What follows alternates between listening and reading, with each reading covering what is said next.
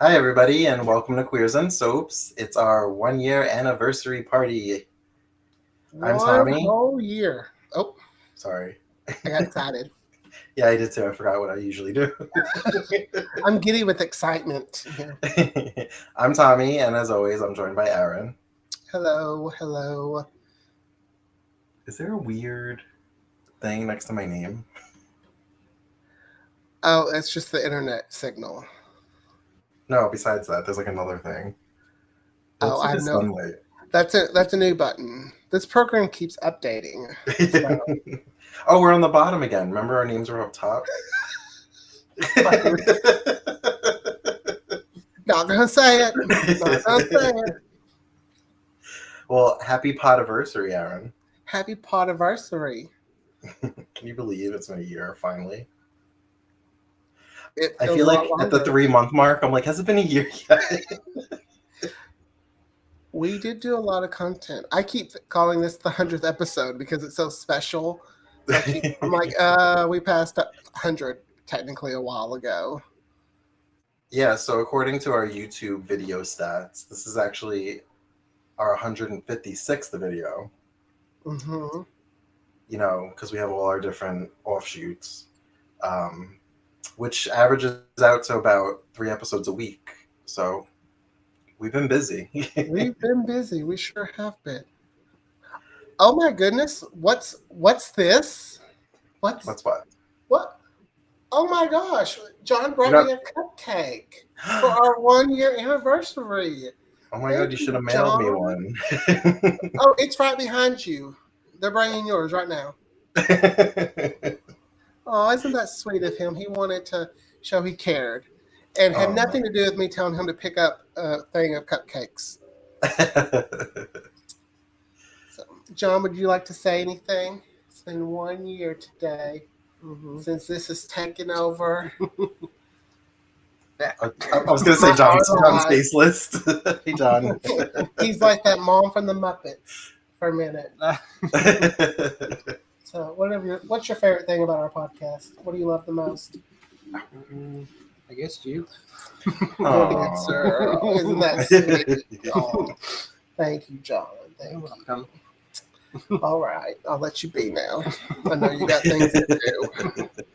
He I just like how wanted to.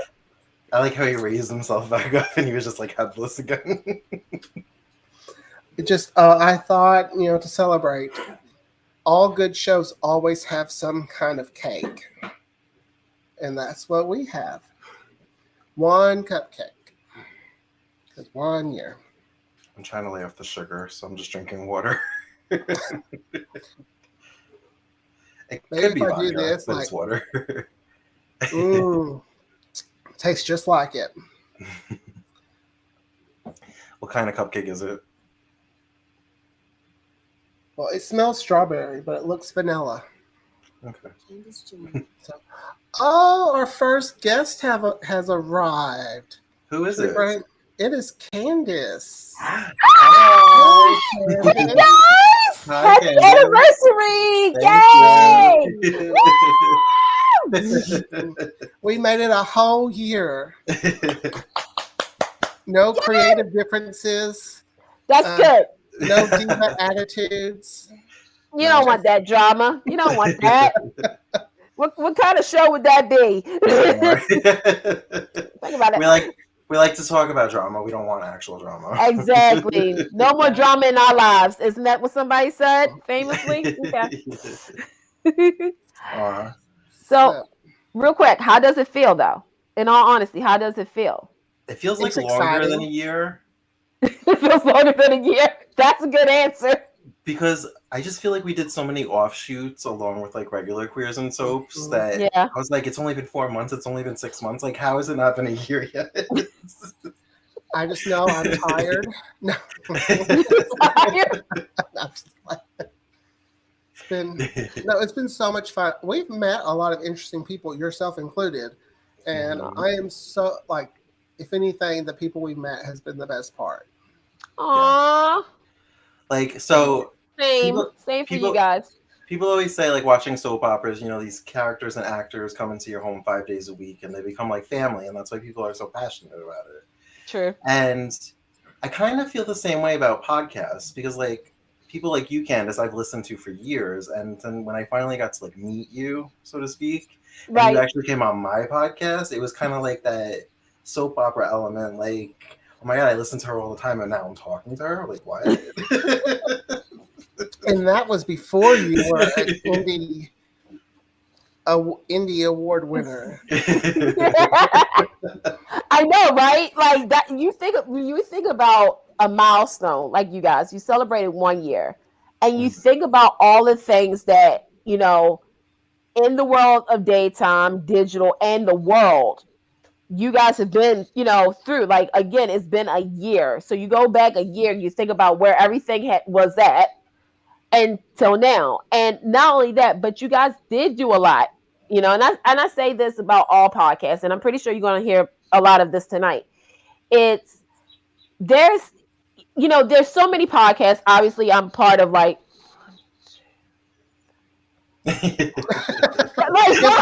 have to take a break to count. like obviously like Soap Party and Take Two, and we cover soaps, and obviously I know James is probably going to be coming on soon as well.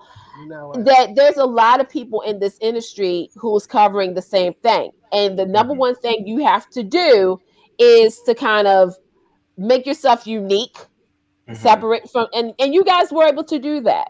You had like these specials, obviously Malibu Shores, which still shouldn't have been canceled, but I'm just gonna let that go.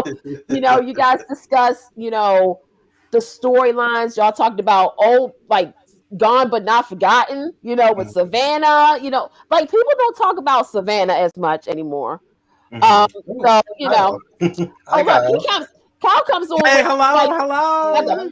Kyle comes on with the purple and everything, the pink in the bag and all that. My favorite color. I had to make sure everything was correct. Okay, this is an anniversary party. Yeah, you okay. I'm not coming to the party half dressed now.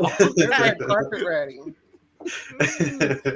Hi, happy 1 year with you. Thank you. That's about all I got for y'all. But yeah, I don't know. I don't know this. Candace, you've been on a few times. We did Malibu Shores, like you mentioned. Yeah. We did Clone. The Clone. We did The Clone. You did National Soap Opera Day. Yep. Which is coming back up later this year. Yep. Kyle did Dirty Sexy Money with us. Yes. That was actually one of my highlights too. I was like, yes, people talk about this show. It's so good. It's so good. Getting better. Here's Gregory. Hi, honey. Hi. Hey, Greg. Hello. Happy anniversary. Thank you. 1 Gregory. year. AKA Louis Abernathy. And I'm still dead. That's right. But we know who killed you. So many stars. So many stars and such a small little screen and little tiny box. You know what? I like to say something real quick about this. I don't believe that he is dead. I have my own theories about this. Theories. Okay. Yeah, I think, in all honesty, I think it might be a twin. I don't know what tells me, maybe I watch too many soaps, but I'm pretty sure that it's not really him. He's making people think it's him, but it's really not him. You never know. Okay, you never know. Exactly. You also could be creating plot points. We'll have to talk to the writer about that and see what's going on. Good line. I like that one. So, Candace, Kyle doesn't watch daytime soaps, but he did watch the Days of Our Lives Christmas movie with me. And I kept pausing it to kind of give him context. I'm like, okay, so these people aren't together on the real show, but this is what's going on. Yeah. And then he's like, don't tell me stuff like this. He's like, I'm going to get sucked in. I don't want to be sucked in. I don't want to be part of it. You should be watching that. Like, I'm a few weeks behind on days. I'm up to the wedding. Wait, a few weeks behind is a big deal in this world. Okay, that's not like 4 episodes. No. In daytime, trust me, you can stop watching a soap for like 6 months, 2 years, and jump right back in, and it's like, oh, this such and such is still on here. Are they still? Oh, God, hey, girl. Tommy realized as we were covering Sunset Beach, I thought this was wonderful when he said it, because we all hate flashbacks and Oh, And then he was like, I hate that. I totally see why they do it because we haven't watched Sunset Beach in a while, and it filled in the blanks. Yeah. Sometimes, do you guys remember on certain shows? I know primetime definitely does it, but on daytime where it says previously on General Hospital, previously on Days of Our Lives. Yes. I mean, obviously they didn't do that with Bolt, but like previously on Young and the Restless. So that way you can get caught up in case you missed the moment, missed the second, shoot, missed the month or year. Putting it out there. So clearly, the host of this show didn't realize it was a black shirt event because half of our guests here are wearing black t-shirts. I mean, I'm black, so I'm good. I just wanted to make sure the do-rag was the focal point of the color accent. I did not want any attention drawn elsewhere. I wanted it to just be on the blue. And I just want to point out that I'm 0% Irish. There you go, folks. You know, Hi, shout out to Lynn. Ron. Shout out That's to Ron's right. Hope. As long as your glass is full, who cares what you are? Are we having an audio issue? Lynn, say something. Can you hear me? Yes. Yes. Yes. Hi, Lynn. Hi, Lynn. Lynn trying to Greetings, get everybody. over all these Hello. voices. Cheers to queers and soaps. Yes, hashtag Yay. queer. And I only have one. I'm just thrilled this gravy train is still rolling. Well, yeah, happy, all those happy 1 swag year bags anniversary. and Oh my God. Happy $70 and 1 year coming in. anniversary. Thank you. Third time's a charm, Lynn. There you we, go. we hit a Happy 1 year milestone anniversary. though. We hit 10,000 views within a year. Woo! And that was, I had two goals. One was we had 10,000 views or more, or Right. I get a soap actress on the show. I'm this close to the other one. I mean, we got Stacey Hydu to make that little promo with us. I mean, where we could interview her. So yeah. Mhm. What's the buzz? there? Hey, what's the buzzword? So every time somebody says it, we have to take a drink. Oh shoot. First time I just drink. I shouldn't be sitting here with water. Yeah. And Yeah, I if got it's one. Candace, Flashback, is I that was enough? gonna say flashback. James Lott Jr.'s here. This Hi, is the most people we've James. ever had. Woo! Party. Look, the Queers and Soaps logo is gone. We are both blessed and busy on this 1 year anniversary. Yes. Queer and blessed. We love Hello, it. everybody. Can you guys hear me? Yes, Yeah. we Yes. can, babes. Yes, we Am I can. being heard? Am I being heard today? You're being My hair is heard. crazy, so Kyle, I understand. It's just all over the place today. I don't know what's going on, but it's out and natural, and I'm black, wearing a black t-shirt. Black tea, black on queers. I'm black and queer. I'm black and queers and soaps, and black and soaps. I think queer is the buzzword, Lynn. I think it is. Man, I think that's what it is gonna be. Cheers. Like, I have nothing to drink. I needed to do that. Well, you know, Oh, wow. I think this is very interesting because today, of course, is anti-homophobia, transphobia, biphobia day, and I've been dealing with actually people have been really mean to me in the last couple of days, being homophobic towards me online. So I have been actually dealing with that the last couple of days. All right, through my book him work. a plane ticket. Book him a Yeah, plane thank you, ticket. thank you, I'm thank gonna you. take care of some things. So I think, so for me, this is extra special that you chose a name that is very controversial, but also a name that we have reclaimed for ourselves. And I know Gregory and probably Lynn and myself remember when it was a name you didn't say at all because it had negative connotations. But you guys decided to do something like this, and on a day like this, it's your 1 year anniversary. We're all here together. We're all diverse. It's extra special just for me and to celebrate you guys because I mean, you have to do this. You have to do it. I love that. All your voices. You have to do it. Kyle, you have to do your shows. Candace, everybody, we have to. Your voices are very important. And I'm feeling it today, especially. I know I just had a birthday too, so I'm feeling older. I'm feeling old. Aw. Aw. And Happy belated. Exactly. Thank you. Happy Cheers, belated cheers. birthday. And you are our very first guest. I was your Yes, first yes, guest. you was. Yes, I yes. found you guys. I found you found guys. us. Yes, I did. you came I to did. us. Yeah. I thought it was something that was very ballsy. I mean, I was like queers and soaps. I'm like, really? I mean, I know queers watch soaps, queers are in soaps, queers run soaps. I was like, they're just calling it out. And I thought, this is interesting. And who are these two guys? I thought they were cute also. I had questions on both of them. So, but I was like, who are these guys? And they're really just doing this, and they were just starting out. So I thought it was really, really cute. So We were even though I'm going to say Kyle has the best smile on earth. I mean, when Kyle Get out of here. smiles, He does. Stop. It's contagious. The Get best out of here. smile. That's very sweet. Thanks. Aw. Congratulations. Congratulations. And it's worse because he's a really nice guy. So you're like, it's just hate when nice people I don't have- think that makes it worse. I think that makes it all the more Well, for me, delightful. my smile is nice as yours. I'm like, I can't hate on you for your The hugs are smile because you're so wonderful. nice. Oh my gosh. Easily. So, so Tommy, let me ask you. You kind of alluded to this online, but maybe Tommy and Aaron can both answer this. Do you have like a favorite or a show that stands out over the past year that you really enjoyed? I have a favorite moment. I even wrote it down already.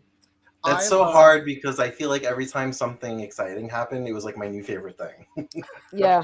Yes, but this one's my favorite because you throw a little shade. I was just minding my own little gay business, waiting for the show to start, and Tommy goes, "Your hair looks different. Did you dye it? No? Did you wash it? Well, yeah, it was just like, yes, I washed my hair." That's been one of my favorite moments. Oh my gosh. I was like, you True. bitch. That's funny. And welcome to my life. Get out of here. Welcome to Thomas's life. Okay. I hear all this nonsense that goes, all these shenanigans, this tomfoolery. Get out of here. All the things Well, that you put I him just- through. Okay, get out of here. Tommy just sent me an advertisement for soap that washes away your gray hair. Ooh. Oh. Send it to me, Greg, because I need it. Mm. Because it's all gray going on. It was here. like an Instagram reel. It said "Don't dye your hair," and it was like some soap that like gradually darkens your hair. And I know That's he has- right. Coming your way with a blessing and a prayer. That's right, Greg. Oh. and he freaks out embrace about his Greg. grays, so I sent Greg it to is in him. there. There's birds in here. We excuse must be me. on Twitter. Oh God. Oh, God. Talk Embrace about the Greg. drama. Tommy, how about you? What's a standout? I really love doing the Knots Landing episodes Mhm. because I never thought I would get Aaron this deep into it, and now that I have, he's never going to get out of it. Dear Lord, I love, what's her name? CG. I love her. Oh yeah. Fun. I know she Mhm. died. I haven't been ready to go watch the rest of the episodes. I'm not there. I'm not ready. I'm not mentally prepared. What's great about it is Aaron loves not only the actress, but he loves the music. And somebody who loves 80s music, I gotta applaud him. So good job. Yeah. For like, well, it's still A Hole in My Heart plays every time. That's awesome. When we were leaving the cul-de-sac, he put on Lisa Hartman in the car. That's awesome. I And I'll believe tell you, that. if I ever get a bicycle and I live around there, I'm gonna play that one song, New Romance or whatever it is. Yep. Yes. I'm gonna relive Well, that. Aaron, without Aaron, if I get Lisa Hartman Black on my show, my Knots Landing show, I'll bring you on. I better be there. If you're her number one fan, then cause I'm already talking to her to have her on my show. So Oh, You just make sure you bring up Tabitha because I have that DVD. I have a DVD also. I never realized Good that show. was her, and when I saw that, I was like, oh, and I didn't know she was in that Drew Barrymore soap. 2000 Malibu Malibu Road. Yeah, Yes, so there you go. I'm looking That forward to should- watching that too. Oh, that was some good stuff. Oh my God. That I also really Candace, enjoyed how do listening you know all to this stuff? Tomorrow. Tomorrow's How New do I- Day was fun. I Oh, like yeah. listening to Tomorrow's a New Day Me several too. times, but it was very, I love very, it. I very love it. good. yeah. You heard what I said earlier. I do Oh. not believe he's dead. Just That saying. well, the ending. Hello, and there's other things going on too. Yeah, I Well- still think it's a twin. Let me just tell you a few things that have been going on right now here in Old Cove. So, I'm still dead. I'm still dead. I Oh, love that it. was wonderful. That was wonderful, Gregory. And So I love not I only love do you- hearing Kyle be a sassy nurse. because I knew it was going to happen, but I wasn't expecting it. So when I heard Kyle's voice, I was like, "Oh, Kyle!" Hi, surprise, a little cameo for the kids. That's awesome. So I want to give shout outs not only to the great voice actors that were on that soap that did a good job. I want to also give a shout out to Aaron for the writing, as well as all of the great audio cues and backgrounds and music. It was very entertaining. I listened to it not only at home several times to proof it for him, if you will, but as well as driving in the car, and it pulled me in. I thought it sounded great. Yeah, I would send him. I'd go, Lynn, do you care if I send draft 4? I'm like, send it. It was awesome. So I would wake up on the next episode would air on Wednesdays. So I would wake up on Wednesdays, make my cup of coffee, and sit down and press play. And being one of the voice actors on it, I'd listen to it totally differently than anybody else. But at the same time, I'm actually listening to the whole story. Even though I'm the narrator of it, like there's still little things that I'm missing, or not necessarily paying attention to because my eye is on a totally different ball as it's rolling. That I'm like, I was like, I love, the sound effects, like you said, all the little pieces when you close your eyes. You're there. You're a good narrator. And Aaron, I want to tell you, Candace and I both know how this is. We do our own. It's not easy to corral actors. It's not easy to get, you sit there and write the stories, make sure it's consistent, make sure it's decent. To edit, I know what that's like also. Yeah, you know how it is. You can edit. So how it is. So I applaud you. I love the show myself. I do love the show. Yeah. And I really think it's quality work. And you're a great addition to the genre that's growing. It's totally growing. I love Gregory as he's just so sardonic and so funny in his narration. As a fellow narrator, I know what that's like. It's funny because he was like, "Oh, can I still send this?" Like he missed like the deadline to send it in. He's like, "Do you care if I still send it?" I was like, "Yeah, of course," because I only had like 9 people and had 10 characters. It's like, he's like, I just have a small part. It's just the narrator, and I was like, have you read the script? Right. He didn't realize my narrator had a voice, not just he moved to the right, or. Oh my gosh. But I'm very proud of you. I think it's really. I can't wait. I can't wait. I'm very proud. I'm excited for what's to come. I've got some new characters coming that I think will be fun. Nice. I'm ready to announce that too. But I'm kind of. I was an early adopter of listening to Queers and Soaps, and then reaching out to these guys and watching them on YouTube. So James, I saw you on there right away too, giving them some great advice, and all of a sudden, like Tommy's reaching out to me, like, do you want to guess? We're doing National Soap Opera Day, and I'm on there with Candace, and Candace is like knowing her shit left and right. She's I'm like, okay, I got to keep up with her. But I look at the volume of what you guys put out last year, and like James, we know does crazy volume, and everybody does crazy volumes, but you guys kicked out a lot of volume. So good job. Awesome. Thank you. It's a lot of work. And Lynn, I'm a fan of yours because I'm not slandering the whole thing over there. So you've been a great support to me too. But nice. Yeah. And so and of course, Candace and I go 10,000 years back. Yeah, because I'm 89 years old. So yeah, apparently. But it's funny because I got to meet Gregory, Tommy, and Aaron just recently. I get to see you personally. Kyle, you're next to come to California. I know. I can't wait. One day, I can't wait because I want to see California so bad. Oh my God! You gotta go. It's fine. You gotta go. One day. I wish it wasn't so expensive. I'd live there. You ain't never lied. Just saying. When I saw James in the street, he's like, "Come to me," and I like ran to him. And, like, did you have like a song? I was gonna say, did you have that? You know how like in TV shows and movies they have that slow run and everything. Did you have like a song? The music playing in the background. Right? Was it Kelly Clarkson? A moment like this playing, like come to me. I just want to, in our defense, James, like The slow run wasn't filmed. The slow run is because we're old and we didn't want to break it. Yeah, right, Gotcha. right. Okay. and it was cold. All right. It was cold. We come to California the one time. It's No. chilly. No, I think I was there when it was like that was my big wake up call was when I went to California. I'm thinking, yeah, 80 degrees, 90 degrees, 6 o'clock in the morning, 7 o'clock in the morning. No, 50 something degrees. I'm like, yeah, no, we're not doing this. I'm like, no. I was no. Right now at 5:25, it's in the 80s. I'm burning up right now. Wow. So it's kind of crazy. Oh wow. It's a little hotter Oh. here. Yikes. Yes. Well, it's hot on here. But Candace, when we first met in person, It was 90 degrees. I heard her first before I saw her. Same.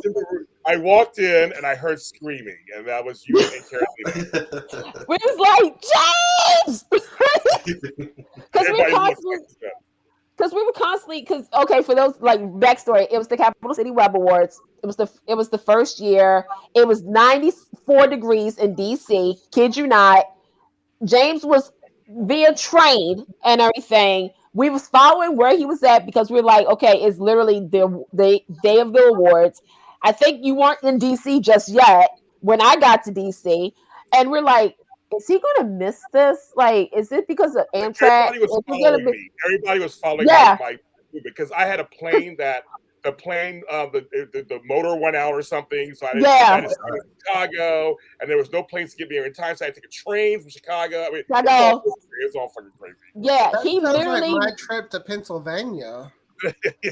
I mean, it was literally like we was in line to do the interviews with other people, and I would say we was about 20 minutes away from showtime of the start of the awards, and James comes in with his amazing suit, and that stood out. To be honest, that's why I said, Tommy and Aaron, when you do stuff like, you created the show to stand out, James stood out as well and whatnot. And so when we saw him, we was like, James! Because we was like, he made it. It was hot. Yes. Trust me, it was, even after the awards, it was still, I think it hit 100. I just remember taking off my shoes. It was our first time meeting in person. Yeah. I loved it for years. Our first time meeting. Yeah. But it did feel like it was weird because and the same like Aaron, Tommy, we haven't met in person, but we met and we talked more about other things than soaps. We talked about the Mickey Mouse Club, stuff like that. And so the important things. The important things in life, yes. I sometimes forget. We never met when we talk about the Mickey Mouse Club. Like we don't want. I remembers that night because we were on the phone for like 4 hours. I was like, "Where's my friend? Where's my friend? Where's my friend?" We was literally talking. Like it started out, we was gonna only do like 1 hour. But anybody who knows me, even when I do like a podcast, Twitter Space or anything, I always say I'm only gonna be on for 1 hour.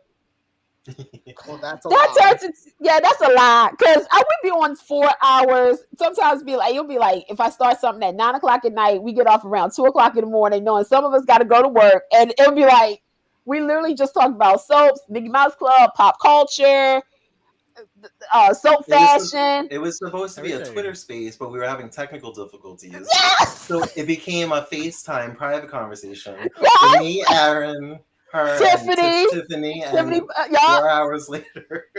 And we were just talking about everything from, we did bring up Malibu Shores. We brought up like Britney Spears and everything. And I propped my phone up so I could do a little dance from the Mickey Mouse Club. Yes, we literally was doing some of the skits. We was doing the musical numbers. This is stuff y'all will never ever see the day of light. And the entire world takes a collective sigh of relief. No, because I've been trying my hardest to get Tommy to do it like a soap parody with me. I want to do it so badly. I sent him a TikTok today of Kimberly and Amanda. Oh, is that what you were trying to do today when you sent that to me? Yeah, I'm like, okay, I'll play Kimberly. Oh my! And you can play Amanda. Well, I mean, somebody on here did the what was it? The Gabby parody. I'm not going to say who, but they have the wig. We were Gabigail. Yes. My. Me, my chocolate twin, Tony Moore, Tammy Galvano. We were the alters. We were Nice. Abby's They literally did the turn. They literally did the turn. Like, I have any good gay queer man would have wigs, and I do. I have wigs. There you go. I And in don't. I actually do might have a one wig. here or there. Oh, I do have a wig. Yes, I have a Where's Waldo wig. I have a Winifred Sanderson wig. You do. Kyle was on There that. you So go. we did a queers night out where I we was there. would talk about movies. And we mhm. did Hocus Pocus. Kyle was there for that. And Aaron dressed up like Winifred Sanderson. It was I awesome. look like And Winifred she was becoming Sanderson had been undone on the side of entire the- stream. He I kept look like she scratching had his been head. His hooking. wig We was like remember popping seeing off. that. It's like, Winifred looked like she had been hooking for a day straight. For a good time. Because For quite I was some like, okay. time. so not all gay men can do makeup. I have proved that.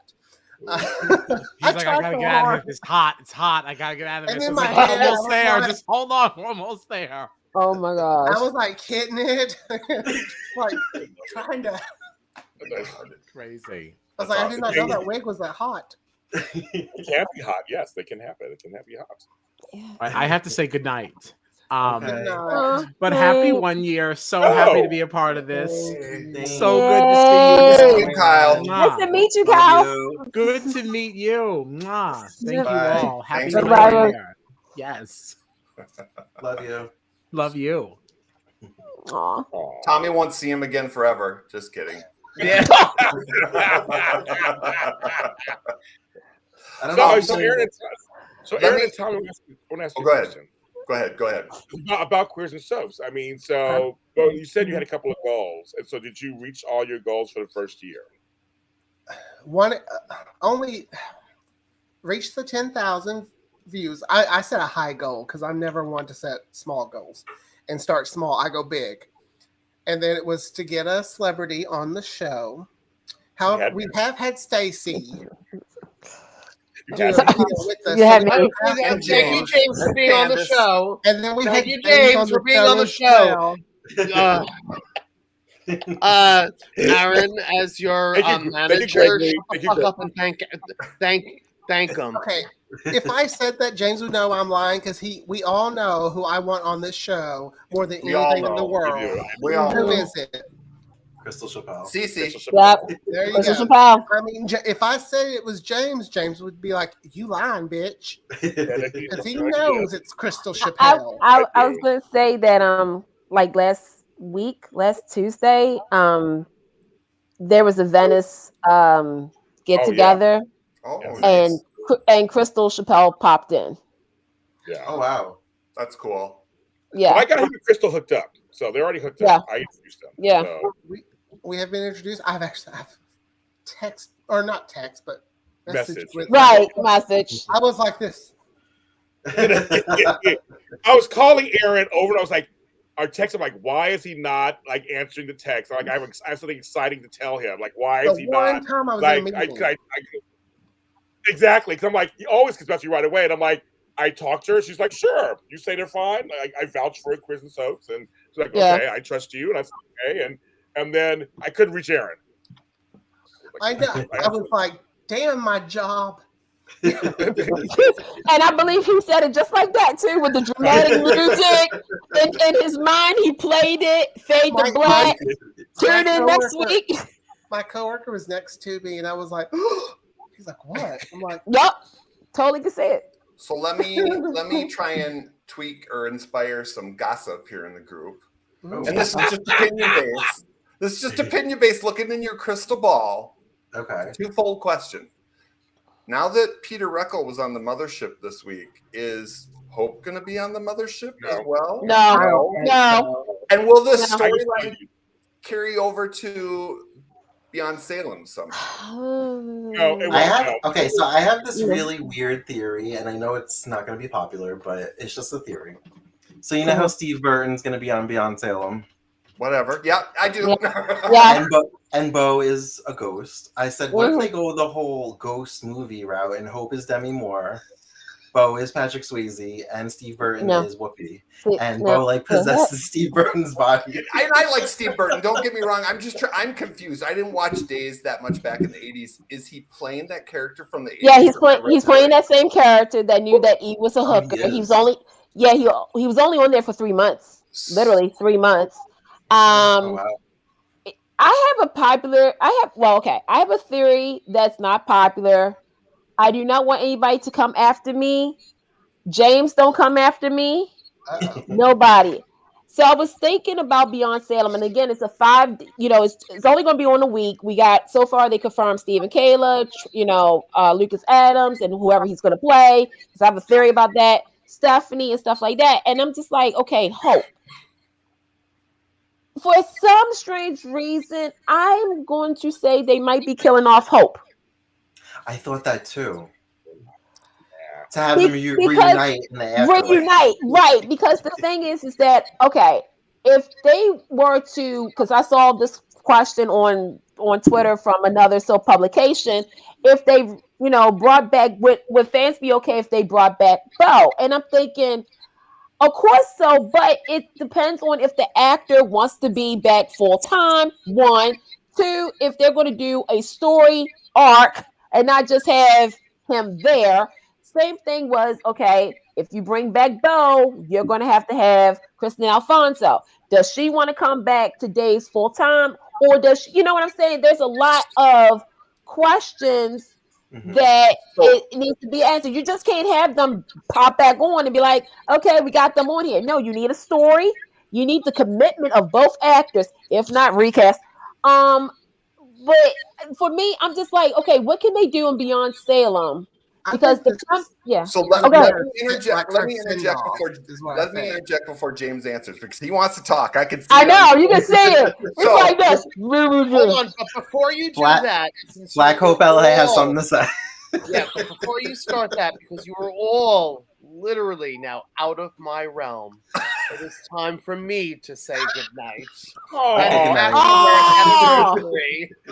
Because this is where I, when Tommy moves in, I'm going to have to soundproof the third bedroom for him to continue his podcast, so I can go to sleep while he keeps on going.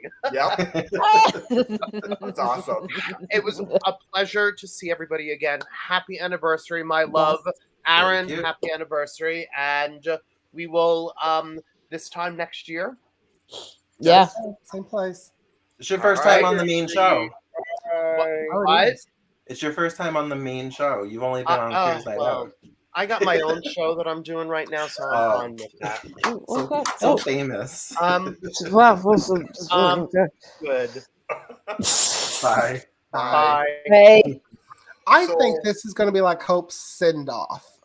Well, my reason why I asked the question as a two-parter is because Susan Seaforth Hayes tweeted this week. Yeah, we know it was her, but she was like, "Oh, we got Bo. Now we just need the other one." So I'm like, "Is Hope coming back to the mothership or a guest spot or whatever?" So I'm going to turn the floor over to James because I feel he's going to enlighten. You can tell. You can tell. Look at him.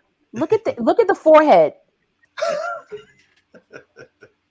You guys are cute. You guys are all so cute. I was told that when I was born. Let me tell you what the deal is, folks. Bo and Hope are not coming back to Days of Our Lives for good. So everybody just get that taken care of. First of all, they don't have the money to pay them to come back. I said, I did this too. That's just number one. Yeah. They have a large cast already, and they're not going to cut anybody else that they have on there that's really big to allow Bo and Hope to actually come back for story. And I don't even know if Peter is stateside right now, or if this is just a. Yeah, I know. Right, exactly. I'm not sure either. So, but the things that I do know that I can't give my sources, of course, I can't. I'm actually connected to them. Is that she will, as she stated before, she will never come back to the show. Now, of course, you never say never, of course. But Beyond Salem is basically where she's going, and it's where you're going to see her. Got it. Okay. So if any surprise guest thing happens, it would maybe for a second, but not anything that's going to be anything substantial. I was just shocked. I was just shocked to see Peter Reckell on the main. Yeah, they did a good job of keeping that quiet. Well, It was a big because surprise. well, Lynn, I'm sure you've seen over the years. He did that Survivor Digest interview years ago where people thought he didn't want to come back. Right. He had never said that. Right. And I knew that personally. He never said that. People kept thinking he was like, "I'll never come back to that show," and blah blah. And he came. No, he never said that. He always wanted to come back. It was just again budgets, right, money, things like that. That's why he's gone. So he always said that's what he said in the interview. He goes, "I'll come back if they give me a good story. I would totally come back." So I'm not surprised. He's earned the right to ask for a certain amount. He's made like. I mean, I'm not a big Hope fan. I never have been because I was Bo and Carly. But Hope, Kristen Alfonso has earned her ask for, Yeah. Right. But she's been busy. As you know, she did all those movies over at Lifetime. Yeah, I like those. She's doing well in the VC Andrew world. I know. There you go. There you go. I mean, it's just the problem. So, well, the thing about soaps and folks at home who don't understand this is that everybody has guarantees. All the actors have guarantees, and that's why you may see like what's her name every day on General Hospital. Oh my goodness, that shall not be named. But yes, I love her, but she is on every day. Every day, folks. Every day. Anyway, there's certain guarantees, a certain amount of periods. They have 13-week cycles, blah blah blah, all that stuff. Right. But so the thing is, some of these casts are actually already cast heavy. And General Hospital is, and Days is for sure. They both are cast heavy with some heavy hitters. So they got to, and folks, they're not paying what they used to anymore either on soaps. No, they're not. No. I give you some numbers, and you'll be surprised what they're getting paid. I'm so happy for Days, though, that they got Ron Carlivati on there because I loved what he did on General Hospital. I love that he gave us Ava Jerome and stuff like that. I loved how he brought back a lot of old characters as recurring, but still interwoven in there and shared that history. And I feel, and I haven't been a long time, I've been a dipper on Days of Our Lives in and out, but I feel like he's done that. I think it was, some people would disagree, but I feel like it was probably a good idea to revisit the whole Possessed storyline and things like that too, and really bring back a lot of these family members and interact. So I hope it's worked well for Days. I think it has. I think it's amazing that Days gets to do Beyond Salem. So I applaud that. I think he has a great team too. Jamie is on there. And there's Ryan Quad. You got Ryan Quad, Richard and Caroline. You got Cheryl Davis. You got a lot of people who are invested. The thing with Days is go ahead. Go ahead. There's a time I watch Days where I just feel like you can tell when the writers aren't into it. Right. Oh, they don't care, or they don't care about the audience, and that's when they mess up. Mm-hmm. So I just want to say, and Lynn, you may know this also, and maybe Candace knows. I don't know exactly what Candace knows. And I've interviewed Ron Carlivati several times through Edition Days, and I know who he is. He knows who I am on that. Mm-hmm. He does what he does. He did on Wine to Live. He did on General Hospital. He did on Days. He comes in like gangbusters. The problem with Ron is that there's some ego issues. We all know that very much and stuff. Yes. But also, he is good. Everything you said, he does. The problem is, though, he can peter out a little bit sometimes after some years. Unfortunately, unfortunately, it's true. Yeah. So I'm hoping, so far, I've been kind of, the possession storyline, which I loved, went too far, went too long. It just went too long. Yeah. It's just, you're a devil, and you're a devil, and you're a devil. Everybody's a devil. Exactly. So it was very comical too. It wasn't as dark. But that's what he brings. It went on as long as the original, but the story isn't written the same way. Like everything, the scenes are shorter, the dialogue isn't the same, so it felt longer. I think the pacing was a little off. I stand with it. It was too long. It was way too long. It was too long. It was too long because period, Tommy. It still went on too long because the first one I was invested so heavily because it was a love story. It was about a love story. I got to talk to Marlena, my non-favorite, and Drake Hogestyn, my favorite, and asked him personally about it. So I get to ask them about that, and it was about John's love for Marlena and saving her. Everything else around it was the crazy part. So to me, all the cast of characters of Vivian and Kristen, all her alters, and Stefano, it all worked. Yeah. But then this one, I like to revisit. I love You guys, people know I'm not a fan of hers, but I'm telling you, she should have got an Emmy nomination this year because she really did take that role with gusto last year and bring it back. I think it should have been cut off when they had Exorcism. It should have been just cut off. I think that, to me, that's just my. Oh yeah, well we said that is that I don't mind one jump, but Was it? multiple jumps. It was a nice, Yeah, it was a it's- nice shock when it was real Johnny had the double in him. But after that, it was a shock with Doug. Let's be honest, when they did Doug, That was good. That was good. a huge shock because again, and I remember, like I said, this was the storyline many moons ago where I mean, my family did watch Days of Our Lives and whatnot. I was I didn't, what did I know? But when I saw them do a double storyline, I was like, they're doing this on daytime. Like, oh my gosh, like, okay, I was invested as a kid. But, again, that was 30 something years ago. Sure. Oh, 30 years ago, there was other TV shows, there was other soaps, and it was more of an investment because if you know the story, you know that Ken Corday, Ken Corday did not want to do the storyline because of the religious situations. Wait, Donald Donald Peoples Jr. What? on a bus. Yeah, hello everyone. I'm on the bus. Happy anniversary, Aaron and Tommy. Hello, Candace. Hello, Lynn. Hello, James. Hey. Greetings, Donald. I love this show. Y'all know I love y'all. I'm so happy that y'all came up with this format. It is so important. Representation is everything. I'm a lifelong soap opera fan, as you know. I'm researching for a book, as you also know. I just am so overjoyed. I was just trying to find space on this bus because it's like I live in Queens, so coming from Brooklyn, where I work as a librarian, going to Queens on these buses. Sometimes, if you talk about queer, it's like But I'm like this. I've been that way since little boy came out 19 years old. I'm 45 years old. It is what it is, right? So, but this is what I say. I love y'all, Aaron and Tommy, for doing this, and Candace for you being an ally, and Lynn and James just for just being there. I'm just so overjoyed right now. You're not gonna talk, Candace. You are not lying because you been them to the spaces. But you know what? I love all of y'all though. And Lynn, you with that Knots Landing history? Yes! I love it. I love it because Knots Landing was my shit on Thursday nights at 10 o'clock. I'm just so never forgotten.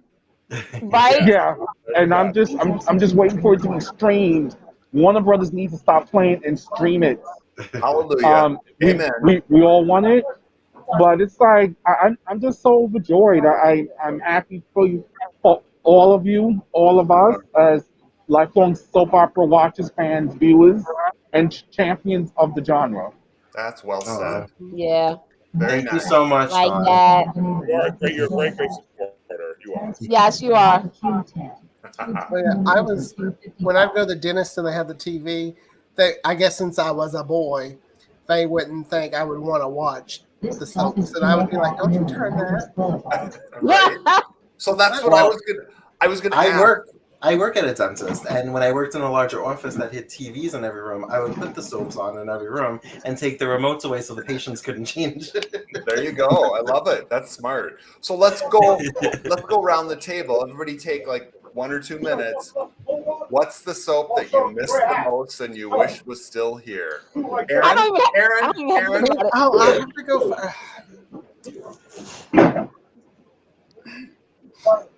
I'm Tommy.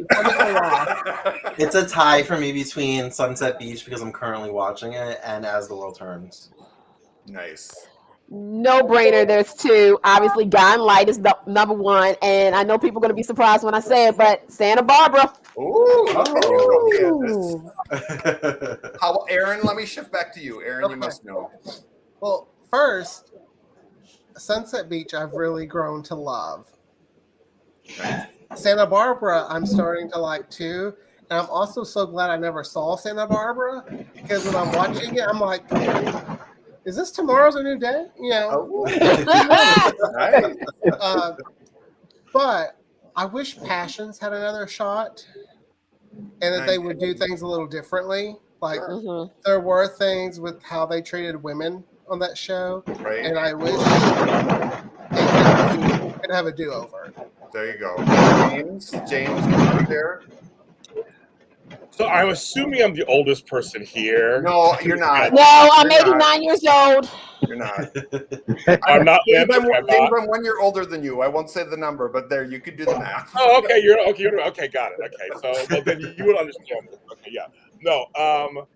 There are so many shows that I wish would come back, and Santa Barbara is one of my number ones. I love Santa Barbara. This was a smart show. It was so good. They had great actors. But for me, because I did enjoy the TNT reboot, I wish there was a James. Here's Dallas. Do it the way you want to do it. Because Cynthia Sidri was not a fan of Dallas, and so she didn't do a good job. And I like the reboot of Dallas. Me too. I did too. I liked a few episodes. I liked the JR funeral episode was the best. I think right. Was the best. Yeah. I thought there's some great characters they've added on there. Right. That's one. Well, on my Dallas after show, I talked about how much I hated it. So we can listen to that and watch that. Funny. But I would love to have Dallas. I think Dallas is Americana, so I think Dallas should be back on the air. I'll spit out one, and then I'm going to say one for a friend of mine because she'll want the shout out. But I do miss As the World Turns. I was weepy when Kim Hughes, Catherine Hayes passed. I was weepy that day. I was like seriously depressed. I'm like, it's like losing your mom. That was a show my grandparents watched, and then my parents watched, and then it cascaded onto me. And I think we all have that stories in our family. But I was very, very, very sad and in shock when that news release came. Even though Guiding Light came a year before, I just couldn't believe it when they did cancel that. So fuck you, Procter & Gamble. So second one is All My Children. My friend Tiffany loved that. I watched All My Children a lot in the 80s. I fell into the Jenny and Greg storyline. They're working on that right now, Lynn, I think. They're working on that. I hope something could happen. I think the fans would love that. I give kudos to Kelly Ripa and the others that have put their energy behind that. So maybe that'll happen. So those are two shout outs. Yeah. But Donald, do you have a soap that you missed that you wish was still here? Yes. All My Children, One Life to Live. And I'm going to say Ryan's Hope. Wow. Oh, nice. Yeah, I was an ABC fan. I love how Lynn says pick one. Well, we all think it's like that's no, that's not an option. I thought you said two. I thought you said two. I thought. Oh no, he said pick said one. I said 1 or 2 minutes to talk about it, but it's 1 or 2. Yeah. Okay. I heard say one, so I was just like, I love how we all give I'll four. say this. Actually, Here's something actually we'll all had agree on. three. Here's something we'll all agree on. If there's a cable channel I could have back, it'd be SoapNet. If I could Yeah, you buy never it, lied. I would do it. If I could buy it, I would do it. James, if I could invest with you, I would too. Yeah. Y'all already know. Me You too. already know how I always said that. I always do it all the time. I always go ahead, James, because I'm gonna do it too. I Like, may buy these, but I also wish I could buy Soap Opera Digests. Right? The So I elastic can And do it right. adjust it and do it I right. want my soap nets. I want my soap nets. I love it. I had to give a shout out to it in that director's cut of Knots Landing and put that logo up there and then re-listen to Aaron go RIP. And I'm like, oh my God. Yeah. The episodes we watch of Knox Landing, sometimes the logo lines up with a holiday. Right. So around Thanksgiving, I was Yeah. watching Knox Landing and there'd be a big old turkey. Yep. Yeah. So I was like, oh, it's like I'm on the channel. I miss SoapNet so bad. Me too. Yeah. SoapNet, the new way to watch. Well, it's funny because at AfterBuzz TV, which some of you know me from, that was what me and Tony wanted to do when we created our soap block at there. And I tried to create these other shows like the mini spotlights and stuff to talk soaps all the time. That's what we were trying to do. And then fucking AfterBuzz, of course, was out of business. But that was kind of our mini plan, was to do like a mini soap net where we just kept red carpets and whatever, anything to do with soap stuff, and it just didn't. Let's do it again. I know. I know. I mean, I would Let's love make to. it happen. That's my dream. I've always wanted to. I've got Oprah inspiration. Like I want Yeah. my own network. I want my own. I've always wanted my own network. Let's not talk about Oprah and SoapNet in the same sentence, please, or All My Children and One Life to Live. Thank you. I'm sorry. I'm just saying on scales of people. Okay, Tyler Perry. I'm like Tyler Perry. I want my own network. Doesn't he have a network? Well, no, he has a studio. I'm not Am I saying not nothing. talking to nobody? Well, here No, you go. I mean, Oh, No, here it is. We'll be like James Lott Jr. I started my own network. I okay. have Yes, like 5 James shows. Lott Jr. There you I go. mean, I'm not saying anything bad about Tyler and Oprah. It's just, when you're a soap fan, you just remember what Oprah said, that she couldn't save All My Children, One Life to Live, but yet All My Children, One Life to Live saved her network in the beginning 2 years. I'm not saying nothing like that. I'm not, no. Or that Tyler Perry, if it wasn't for generations to have nots when the came about. I'm just saying. So And that. I'm pissed about Ambitions being canceled. Oh, Ambition. Well, I know. Man, I put us on a really spiral. no, because you know what? But you guys were talking. I can't say anything. I couldn't. Yeah, be quiet. No, the thing is that but this is the thing. You guys had a platform. Like we're talking about, Knots Landing and all. Like I said earlier, some of the shows that really not everybody talks about. Like again, Savannah. First and foremost, not a lot of people even remember Savannah unless you're old school WB. Hi, how you doing? Pacific Palisades, which was like the bomb on Fox, and yeah, I'm still bitter about that too. Malibu, like you guys talk about certain shows. I'm waiting for y'all to talk about Swan's Crossing. I don't know if that's gonna, happen. Okay. So Swan's Crossing hurts my head. It's how? It's so bad. It was supposed to be bad. It was a freaking it was a teen drama that came on like at 4:30 on the afternoon. It was supposed to be bad, but it was good. Was it? It was for a summer series. It was, and think about who we got. Things that are so bad it's good. I mean, hello, Passions fan. But even I could, or Spider Games, MTV. No, we're not doing this. Not on your anniversary. I'm going to be nice. It's your show, your opinions, but Spider. We're not talking. I'm about to. Okay, but you guys. Tommy was like, it's bad. I went, oh, it can't be that bad. I was like, yeah, it's bad. Maybe if I had watched it back when it was on, I'd have like some nostalgia love for it. I could not get into Swan's Crossing. Wasn't there a Dante's Crossing where it was very heavily gay storyline? Oh no, that was Dante's Peak. That's Dante's Cove. Yeah. Dante's Cove. I love that show. Dante's Cove. Yeah. I haven't seen that in a long time, but I think I did see all 3 seasons. The guy, Steven from Arrow. Is in the first season of Dante's Cove. I'm out of the loop too. When does the rebooted or redone Queer as Folk start? It's coming soon. It's coming soon. It's like this year. Yeah, and that's Peacock, right? Mm-hmm. Thank you. Okay. So I think soaps. Don't say you guys. We have a good point because you're queers and soaps. And I found this out when I started doing the Colby's after show and Knots Landing after show and Dallas and Falcon Crest and Girlfriends. Like people want to talk about this stuff. They want the nostalgia. They do. The world's fucked up right now. It's a good escapism. Yeah. It's a good especially with COVID.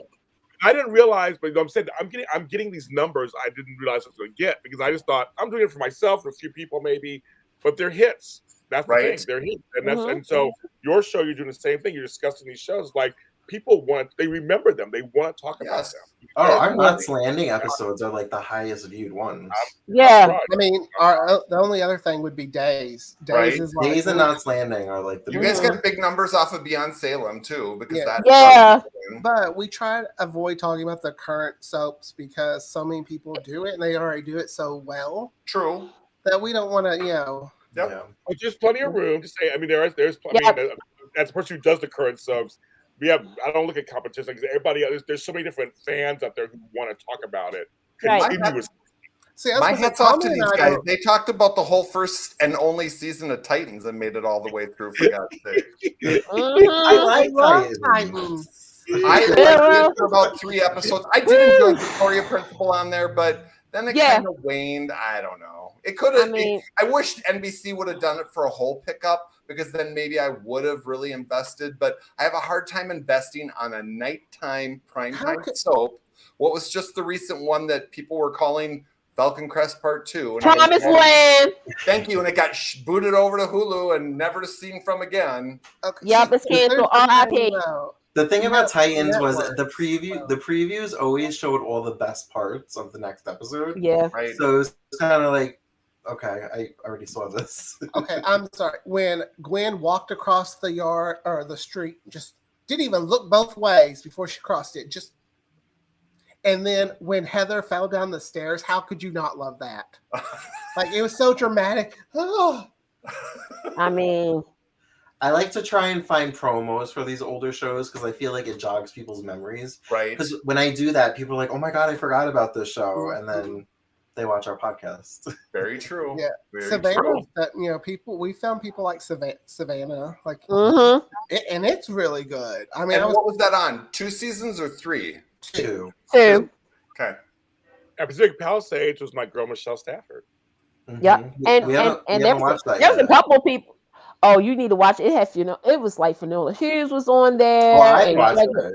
Aaron. yeah, has it was everybody. Aaron, yeah, you guys. Oh my gosh, that was some good stuff. Fox knew what they were doing.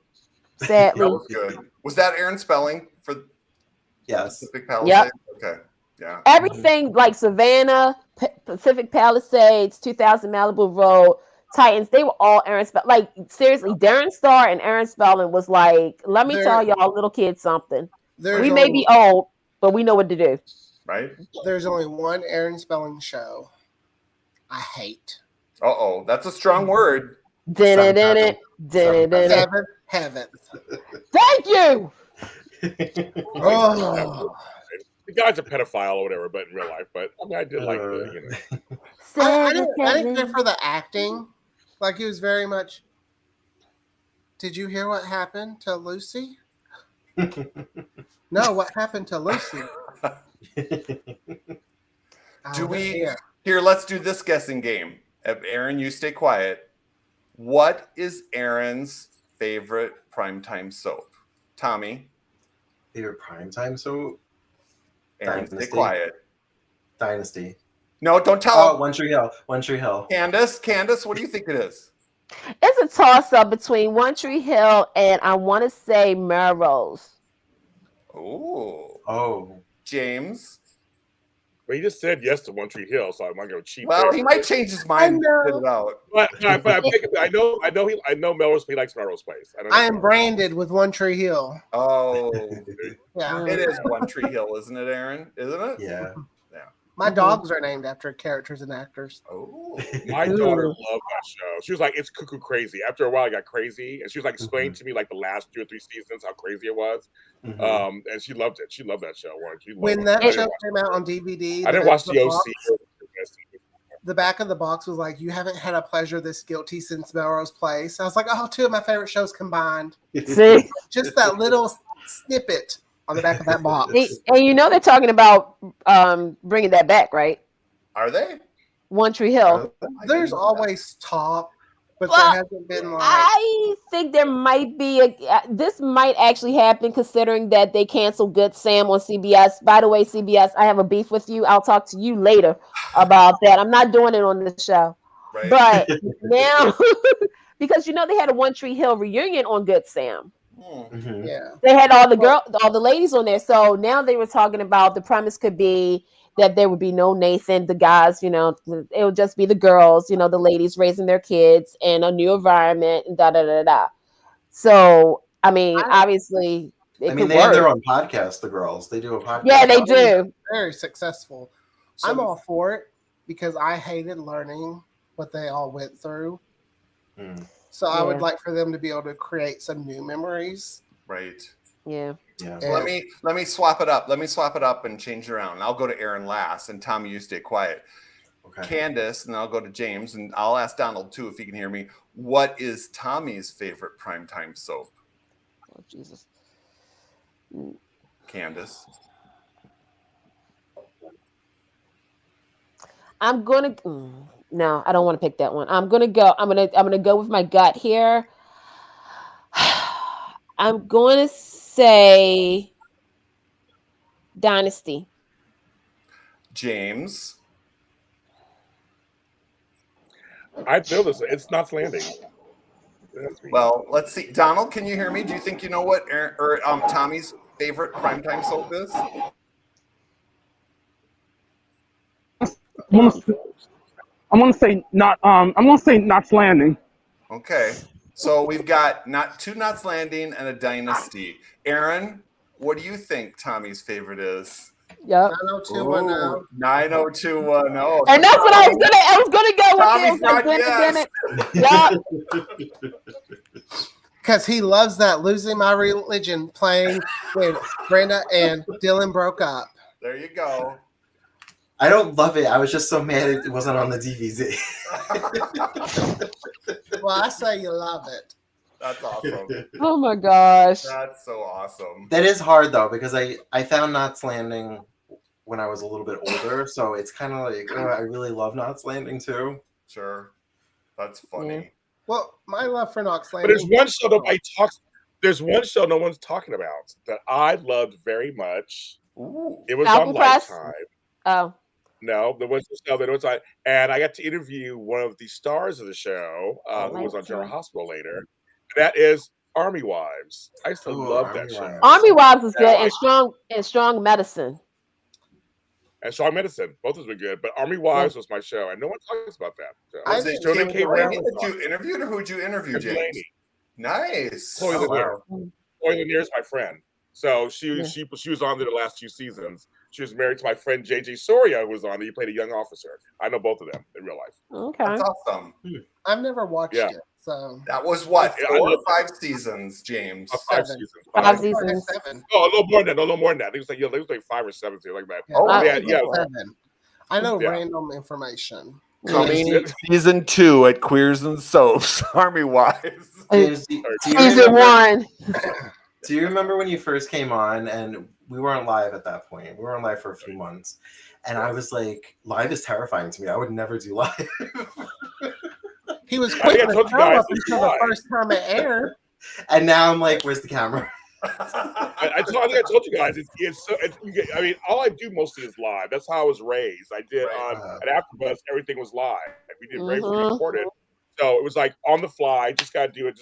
And then you learn the camera just becomes part of you. That's what it is. I love that the camera doesn't do. I'm not scared of it at all. And that's just kind of a thing. Is at first it is scary, but after a while you realize it's like talking to your friends. I mean, we're talking to each other. I don't know if we could have made it as far as we did if we was still recording, because post-production is a lot of work. Yes. Yeah. And doing that way. Oh dear God. Also, we just basically following Donald home. Donald is like, yeah. Well, at least we're making sure he's getting. I'm inside my building now, so I'm good to go. There you go. You're home safe. Yes. Very nice. He's home. He's a black man. He's home safe. Very good. So we got okay. Nice. So just like Candace, I was thinking about it today. Is Soap Party 411 about to be 10 years old? Yeah. Next year, right? Yeah, next year. I was like, I think it's starting like 13 or 14. I was like, no, it's gonna be we're gonna be celebrating our 10th year next year, and by the end of this year, we're gonna hit 500 episodes. Wow. And I was thinking about this, like when we started. I mean, All My Children, One Life to Live was still around. You know, it was still like on the online network, and that's why I said earlier. You know, you think about a year ago today. You know, what was all going on? What was all happening on these soaps? What was happening in the world? What was happening in our personal lives? And you start to like the fact that it's going to be 10 next. Oh my God, I was 30 when that show started. 31. I was, or in James' case, I was 86. probably when this happened. But no, you just start to reflect on that kind of stuff, and you know, the world of daytime has definitely changed. I mean, it's still changing. Obviously, Young and the Restless. Shout out to you guys because of Taraya's wedding. Right. I mean, that was a big milestone, and Oh, I saw a picture of what Sharon was wearing. Okay, girl. the fashion of that wedding was better than the Met Gala. I'm sorry, folks. Like, this is how you dress for daytime soap weddings. And I'm sorry, people who's going to the daytime Emmys, I'm putting you on notice on this show. The daytime Emmys will be live. It's going to be in person. Everybody's going to be. Please do not show up looking like you went to Walmart or Target. Thank you. Right. I'm not saying no names. It's Well, pretty you know, amazing. Go ahead. Oh, I've said it's pretty amazing, and I hate to almost say this, that at least the 4 soaps have remained online or on air for the past 12 years. Because it was turbulent there throughout the 2000s like crazy. I mean, they were dropping like flies, and I don't know if the networks woke up, but the eyeballs still have to be there for the soaps versus any sort of talk show or cheap knockoff reality conversation show. People just aren't going to invest in that daily like they will a daytime serial. Is all I was exactly. Well, I think with Beyond Salem, I think the future is streaming. Yeah, they're going to move to streaming eventually. Yeah, right. Yeah, I mean, it's the smart thing to do. I just think it's interesting that Candace, like, I was like, oh, Donald, we lost him. Yeah, he's back. Don't worry about it. We know he's home. That's okay. Yeah, he's home. He's good. No, I'm saying that, you know, Candace. I mean, and there he is. He's home. I'm home. No, but the Candace even beats me by a couple of years because I'll be 8 years for me this year. Yeah. Doing all these recaps at almost about 340 episodes myself. Wow. But she has me beat by a couple of years. But I'm like, that's for you guys who are doing this. This is just 1 year. You can wake up one day and it's 8, 9, 10 years later. My biggest advice. My biggest advice to you guys would be, and I don't know if Candace would echo this or not, just make sure you're having fun. Yes. That you still want to do this. Make it fun because it is fun. And I know Candace is the biggest cheerleader of soaps, so I know she enjoys it. But I love soap. I love the genre also, and I do. I love the people in it, and I like talking to everybody. And so it's still fun after almost 8. Well, I guess it was 8 years in February edition days, but it'll be 8 years doing my gym stuff in September. And I love it, and I do, whether it's in the studio or in my own my bedroom.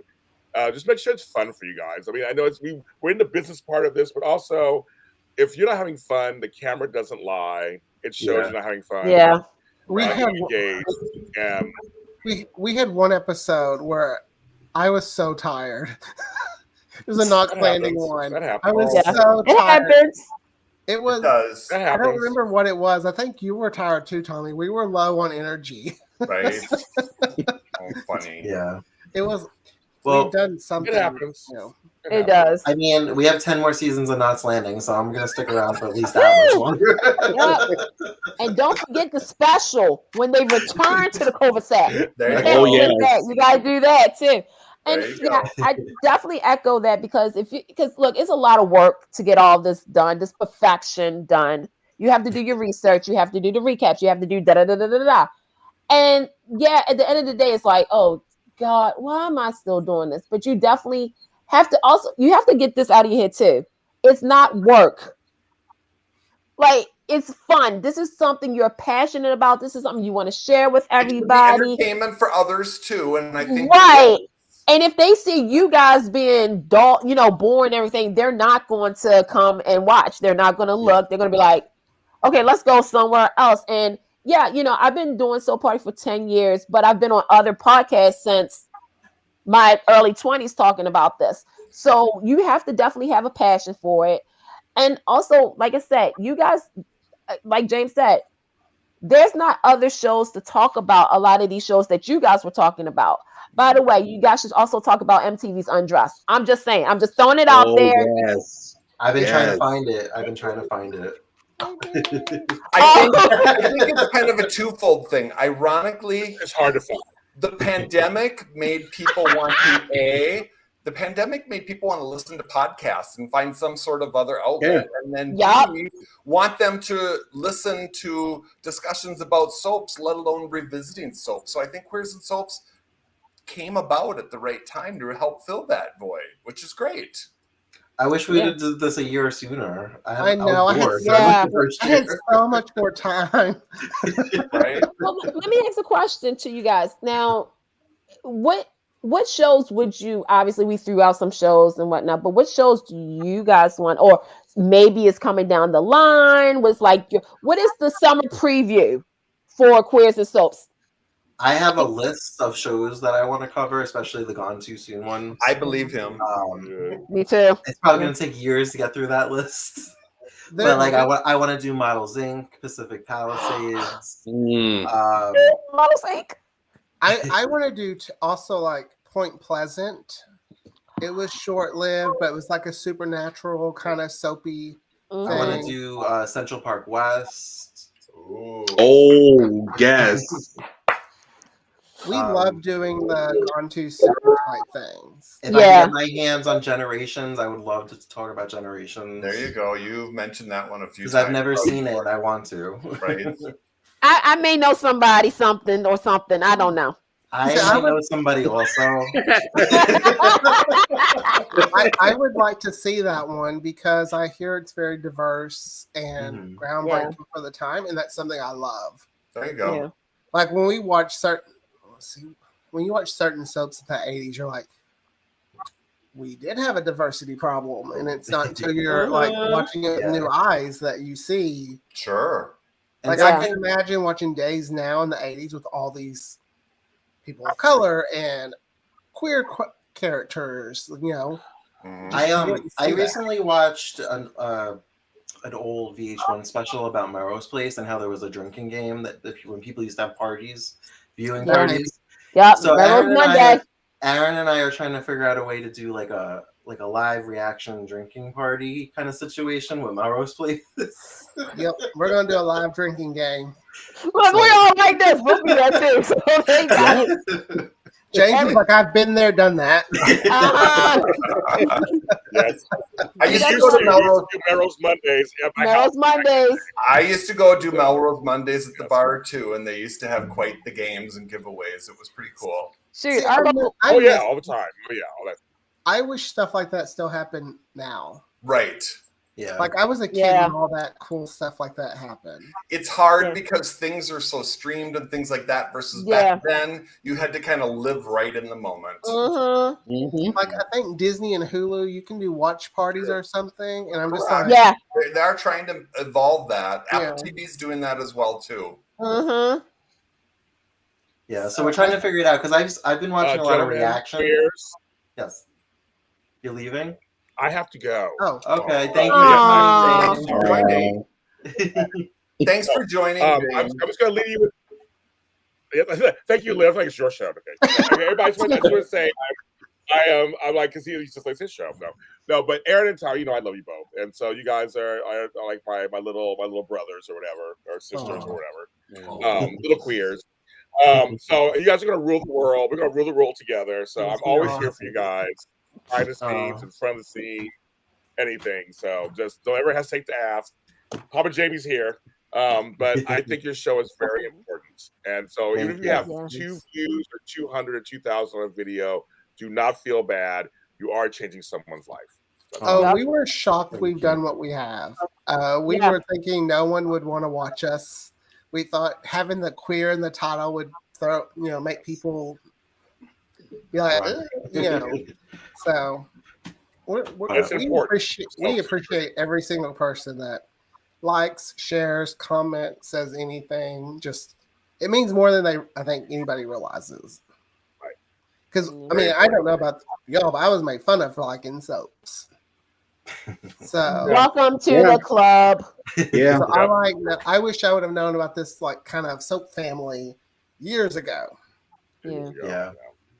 Well, bye, you guys. Congratulations. Bye. Love you. Bye. James. Bye, James. You guys, love you guys. Bye. So Don is one of our like day ones. I feel like he's been around since the beginning. Yes. He's giving us shout outs like yeah, because it's like whenever I watch your lives, he gives us our podcast a shout out. Yeah, because it's like I'm type person, and y'all know once I love something, I'm going to broadcast it. I'm gonna let the world know. Watch this show, listen to this podcast, read this book, etc., etc. I mean, there's so much I can say. And I do want to say something. I think I mentioned it before. But I love the fact that the show gives gay people a voice, because we weren't allowed to have a voice for so long. About soaps, about anything, and I look at the faces of a lot of the guests that you have had, us including myself, the smiles and the faces, and it just gives us the space to express ourselves in ways in which a lot of times we are limited in other spaces. I love that. I do too. And the thing about it, I'm sorry, and I think and the thing about it is there have always been LGBTQ soap opera fans from the beginning, but just y'all just letting the world know, like, we have always been there, we're gonna always be there. That's very important, and y'all are giving young gay kids, because they are coming out earlier now. I remember growing up in the 80s. Ooh, the 80s and the 90s. Those were some scary times, but just to see these young kids having the bravery to live in their truth early. So y'all are role models for young people who are also questioning who they are. Exactly. It's representation, you know what I mean? If people can find something that they gel with and understand that there's others that maybe feel that same way and come from whatever background or from whatever identity, it's a strong thing. So hats off again to Aaron and Tommy for saying, yeah, we need to get out there and see. And you've met so many people because of it, and look at how it's just opened the doors for you on even the exposure that you want to do and the avenues that you want to reach. So exactly. Yeah, I definitely love the connections I've made. Not necessarily the professional ones, just the friends that I feel like I made. Like, Lynn, I talk to Lynn every day, and I'm like, I feel like what has it been, 6 months, maybe 7 months? But I feel like I don't remember a time when Lynn wasn't in my life. No. It's like Candace, same thing. You and Candace, Lynn. Like, I feel like I met y'all before in person. Like, I forget I haven't met you in person. Right, I know. Right. I talked about graphic stuff and things like that, even beyond soap. So it's like there's one thing that brings you in there, but then there's all these other things that explode. I'm friends with, I think, all of you on Facebook, and it's just like, I forget. I haven't known these people longer than a year. But that's the beauty. That's the beauty of not only this show, right, but our passion for the genre, right? And because, you said something earlier that you wish you would have known about the soap family years ago. And that's what, and here's the thing, you guys know my mouth about this genre, how I always say my biggest pet peeve is when people look down at this genre because they just think, oh, it's a soap genre and everything. But this genre is more than the pretty faces on soaps. It's about seriously how we build a family. Right. And, we've all gone through certain life-changing events. These soaps have been there for us. That's why we consider these shows our family. That's why it hurt when Another World, As the World Turns, Gone Light, all these shows were canceled. Right. And when we hear about Days of Our Lives being in jeopardy, when we hear General Hospital is in jeopardy, they're Bold and Young and the Rustlers, they sometimes are in jeopardy writing-wise, but you know what I mean. But also, it's the people that you meet. Mm-hmm. I've actually met so many of my friends. You see, we've known each other for literally we're going on 2 decades now, some of them. Two, I haven't met all of them. Like you, I haven't met you guys yet. I mean, I am eventually going to, you know, but and it's going to be, you know, even when you go to these soap events, right? You have all these people who share the same passion as you, and it's like, okay, I don't feel awkward because I literally said to Aaron the other day when we went to the Days event in March, I said it was the weirdest thing to not have to be like, oh, do you like soap operas? Everybody was here because they everybody's there. And another thing too is that, you know, I was made fun of growing up, and still to this day that I love soaps. They were like, why you like that fake stuff? Like, that's not real. Okay, that's the point. Thank you. Like, I live reality all the time. I'm so over. I mean, some of my stuff is a soap opera. I'm not gonna lie, but you know, I always say this. You know, people watch soap operas, but don't even know that they're watching soaps. Correct. I was gonna say, because to me, superhero, anything superhero comic book, exactly. Marvel, DC, Marvel, DC is seriously a soap opera. Prime time show. If you have an HBO Max subscription, you like soap opera and continuing drama, right? I mean, how many times have one of the superhero people or the villains died and come back? Right? Oh yes. Hey man, I got one even better for you. How many daytime soap stars are currently playing your favorite superhero? Right. Just asking for a friend. But no, I mean, if you like wrestling, if you like the world of sports, guess what? That's technically a soap. You got the primetime shows, because I will fight somebody when somebody says Grey's Anatomy is not a soap. Really? It is. Really? It really is. It really is. The reality shows. Well, even crime shows, when like I'm watching I'm really into Cold Case right now. But like the flashback or the murder scenes, like they're typically someone. There was a case where someone just couldn't have a baby, so she had her boyfriend steal a baby, went on the run, changed her name, and then the guy she wanted came back, and when she didn't want him, he killed her. I'm like, that's soaps. Yeah, that's Dateline. That's Dateline. That was last week's Dateline. That was the soap right there. This was from 2003. So no, I kid you not. That was an episode that's actually sounding like an episode of Dateline. And see, that's even a soap opera because you're trying to figure out what all happened. So, you know, and like Donald said, you know, we're now 2022. You know, and the world has changed.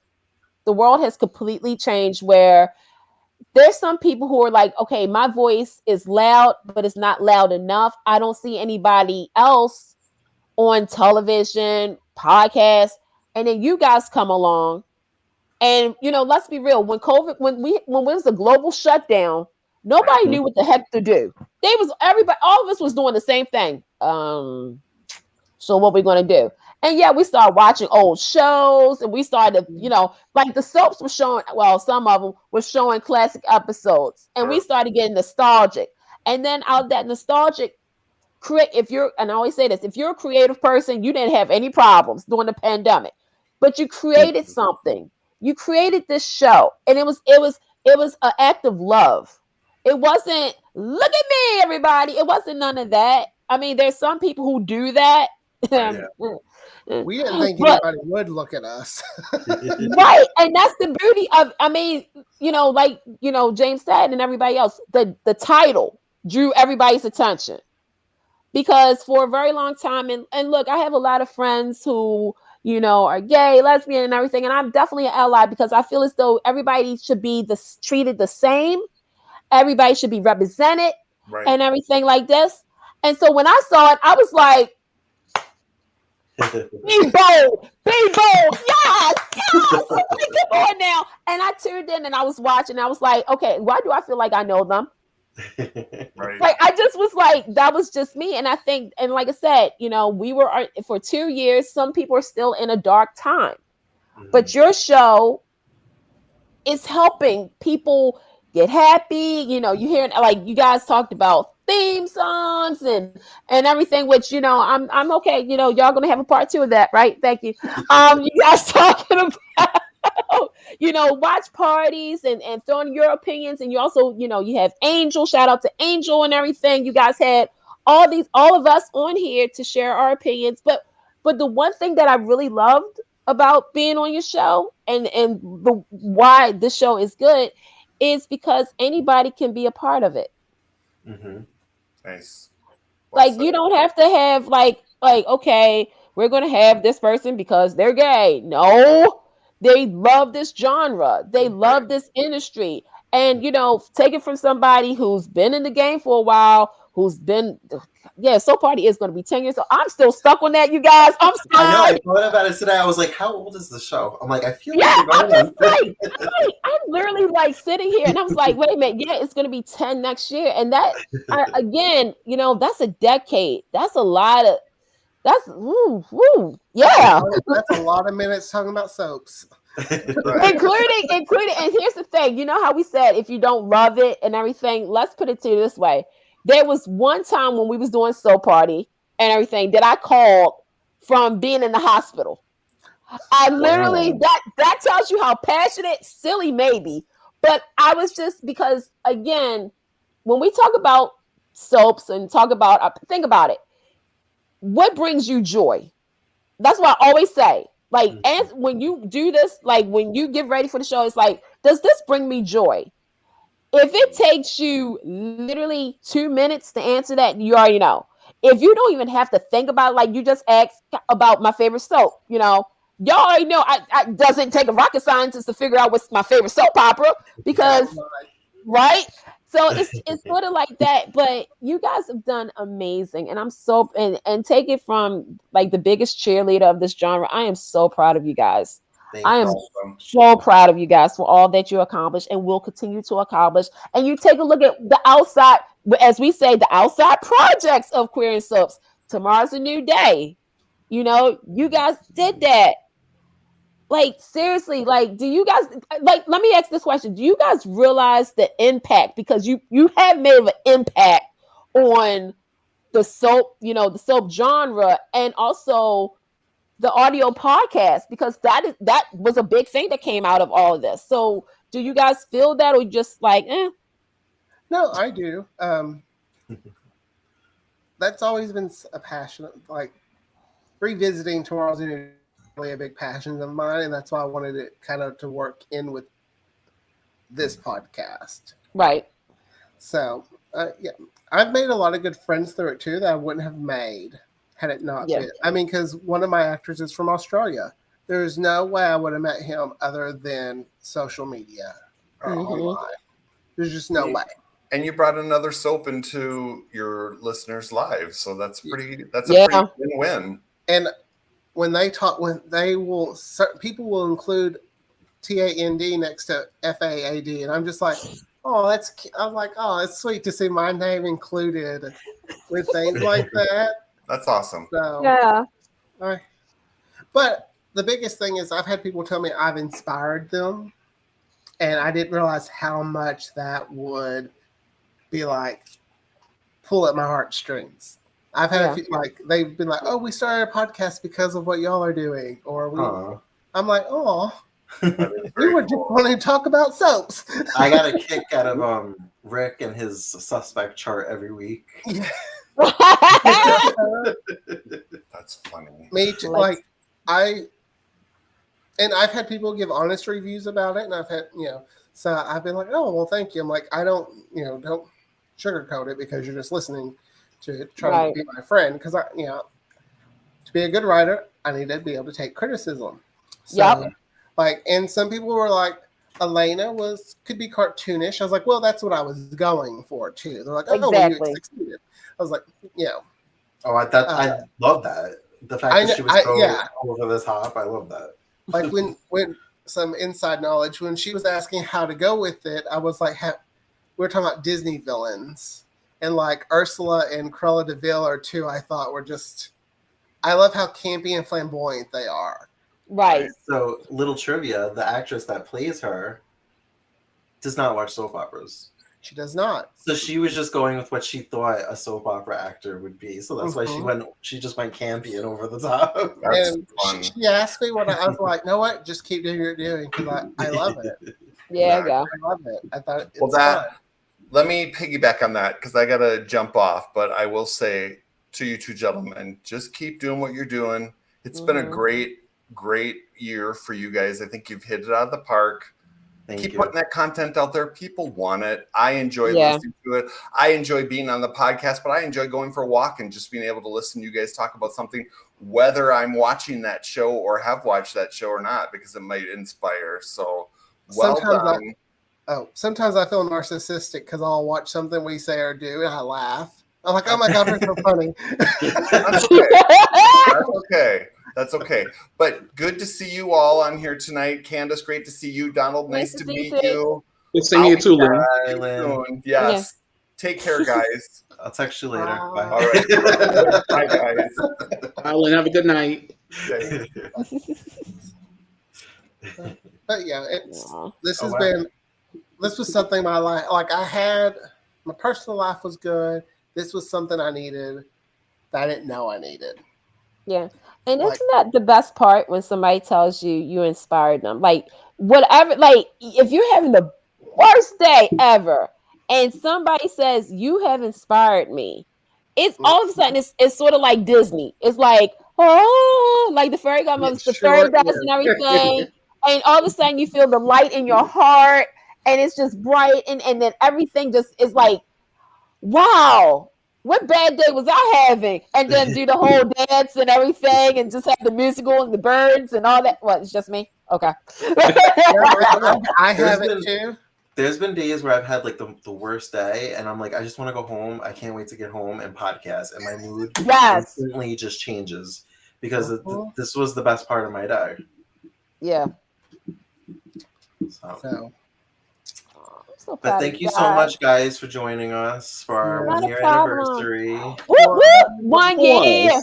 1 year, baby. 1 year. Let's go. Keep it going. 2 years, 3 years, 4 years, 5 years. Then when you start hitting 5 years, then you're going to probably have that moment where you're like, what happened? Like, didn't we just celebrate one?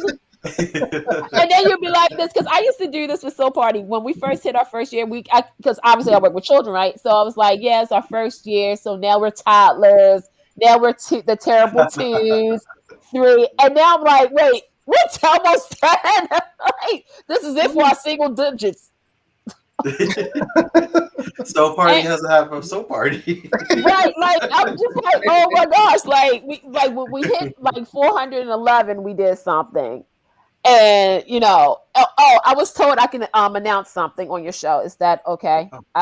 This is kind of breaking news. Yeah, we love breaking news. So, as everybody knows, yesterday was the second half of third season of Forever and a Day to be released and everything. Thank you for everybody listening. Also, make sure you guys listen to Tomorrow's a New Day. But we have some casting news that we want that I think I was told because I know one of the executive producers of the show. She's amazing from what I've been told. But, I've been told she's good people. Yeah, I also told she was a little bossy too, but that's a different story for another day. But coming soon this season, you may hear 2 familiar voices. That might be Aaron and Tommy on Forever and a Day, and we'll keep you guys posted in what episodes. I'm just going to say I get to live my Tori Spelling fantasy. Yes, it! If you haven't seen Malibu Shores, then you don't understand.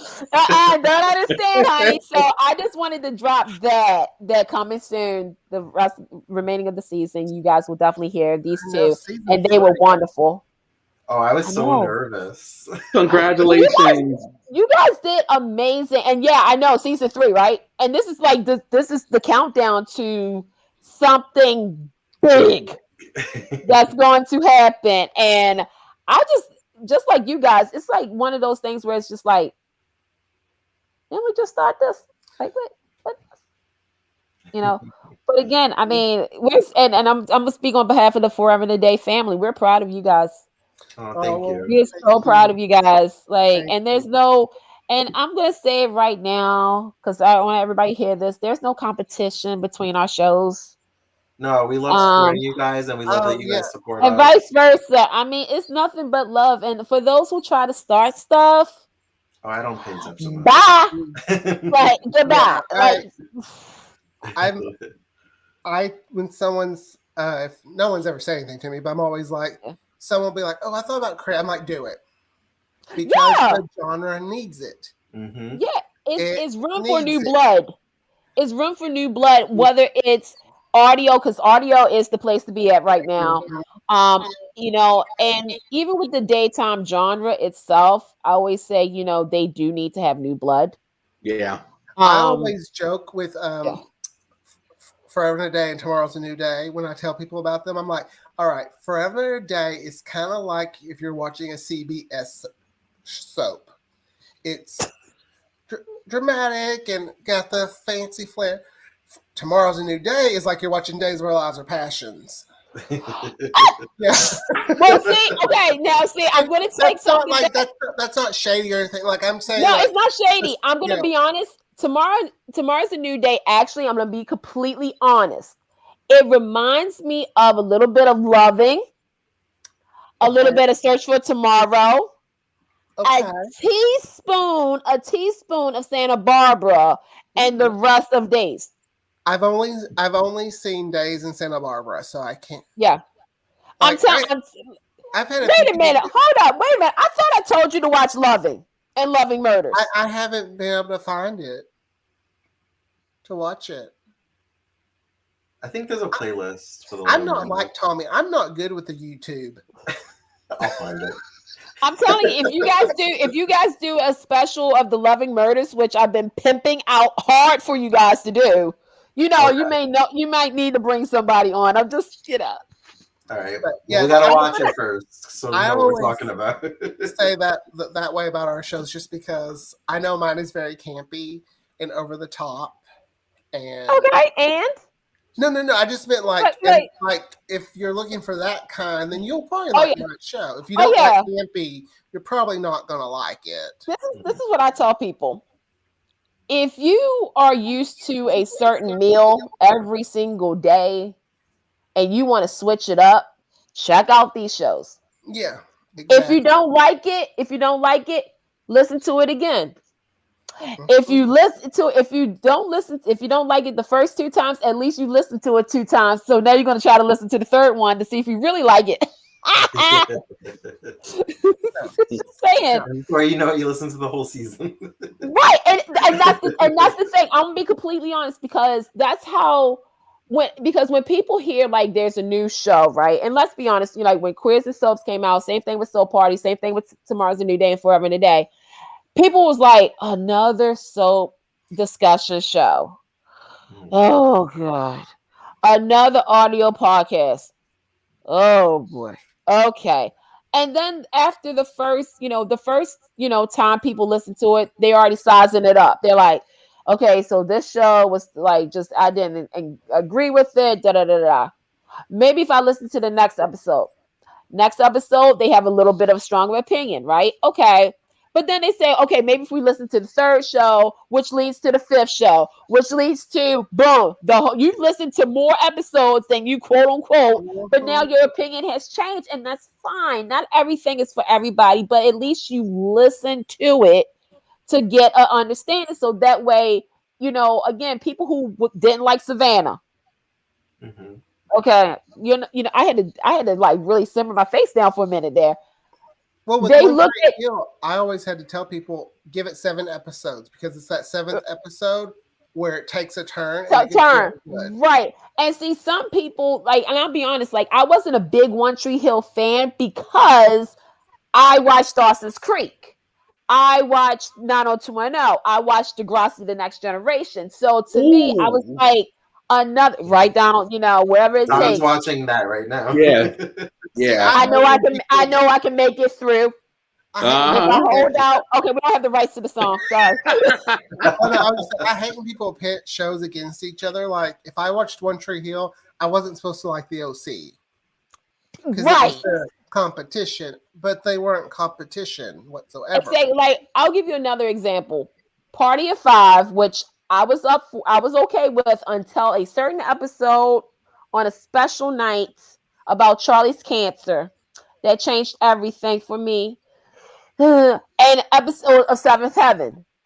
Like a lot of people used to compare Party of 5 and 7th Heaven. They used to group them into the same orbit. But here's the thing: they were 2 different shows But of course, they had to do the whole. There was a big situation, but at the end, the last 10 minutes of the episode. So, Ruthie, did you learn your lesson? Yeah, I learned not to go and party hard on a special party of 5. Charlie, why did you go with that guy? You know he's a bad guy. Yeah, you're right. I shouldn't have been drinking and driving. Tune in next week for Party of 5 when Jennifer Love Hewitt comes on both shows. Like, I don't know, like you kept grouping that together and whatnot. Dawson's Creek and they used to do that all the time. So what I'm trying to say, really, in the big scheme of things, is there's room for everybody. And this show is one of a kind. It's fun, it's campy, and it's nostalgic. It really is, because I cannot wait for you guys to watch some of these shows, man. We still have to finish the Reva clone story. Oh my God! Wait a minute. Okay, so wait. I'm just gonna ask a question. Are you guys there now with Bethany, or where we at? I think that's the next week we're watching. Is her week. Yes. I was going to talk to Tommy about us needing to revisit it because. Yes. So you guys are going to hit. Yes, and you guys get to hear the line. Well, the moment where it was sort of like the multi-universe of CBS soaps. Okay. There's a moment that really was just like, wait, what? Huh? What's happening here? People talk about that lately. I'm like, you guys do know that the multi-universe existed in daytime first, right? I mean, shout out to Marvel and DC. But it really happened in daytime first. We had the crossovers and all that stuff. Like, you know what? I'm gonna give you another idea. Best crossovers. Daytime and prime time. My favorite crossover in daytime was the All My Children Will Not to Live with the Babe Bianca. The baby stuff. Okay. My mom and I both watched that one. Like, we watched it on SoapNet. Rest in peace. I know. SoapNet is a new way to watch soaps. Don't get me started on that. Crossover in prime time. Ooh. I don't know that I have. My favorite primetime crossover was the whole Faith going over to Buffy for the last season. Like, she was on Angel for 3 episodes, and then she went to Buffy for like the last 5 episodes. When she knocked through that jail cell in Angel, Angelus is back. Oh my gosh, that was man. Yeah, Buffy and Angel had great crossovers. They did. They really did. I'm gonna. It was weird how it just happened, and it didn't feel like it missed a beat or anything. Like, you didn't feel like there was a crossover. You just felt like the episode continued, but the cast just changed. Yeah. I'm also I haven't watched in years, but I was really into those Chicago shows for a while, and I loved how they interweaved medicine. Yeah, one Chicago. That's what they always call. That's why I stopped watching, because it was like, there's too many shows to watch. I have to. I like when they did the crossover with Law and Order too. Yeah. Oh yeah. I was just like, oh my gosh, you're crossing too many universes. I don't know if I can keep up. Oh man, yeah. That's another one, because see, between CBS and ABC, they had the best crossovers, but I think ABC wins because they literally used like Loving, The City, All My Children, One Life to Live, General Hospital, Port Charles in certain forms. Like you just now said, probably one of the best ones, one of the last actually, was the Bianca, Babe, and all that crossover. That was actually probably the last big one. I mean, no offense to the Ray Cummings storyline and Sky Chandler being a Quartermain, but then she wasn't a Quartermain and all. Yeah. But not even Irish. That's the funny part of this whole thing. I'm joking. But no, like that, and ABC did a lot of crossovers. Like, they were huge, but obviously, CBS and NBC did 2 crossovers. It's interesting how they were like the ones very into their soaps, but they got rid of them so fast there at the end. Well, Brian Franz. Yeah, because it's obsession with Dawson's Creek. I'm not lying. What was I gonna say? And Sex in the City. Would you consider after the cancellation of All My Children, One Life to Live, would you consider John McBain, Todd, and Scott, what was her name? Star joining General Hospital a crossover, even though Yeah. the show was canceled already? Okay, so this could be the same question when they did Another World and As the World Turns. Sadly, Mhm. because the shows was canceled, they merged. They merged the universe. And so I wouldn't really call it a crossover. I mean, they crossed them over, but they merged them with the show to make, because I always say, like, ABC was trying to do the super soap, Mhm. you know, by merging One Life and everything. So I wouldn't call it a crossover. Now, I miss the days, and here's the thing: at CBS and NBC was the only two that did it. They crossed their soaps.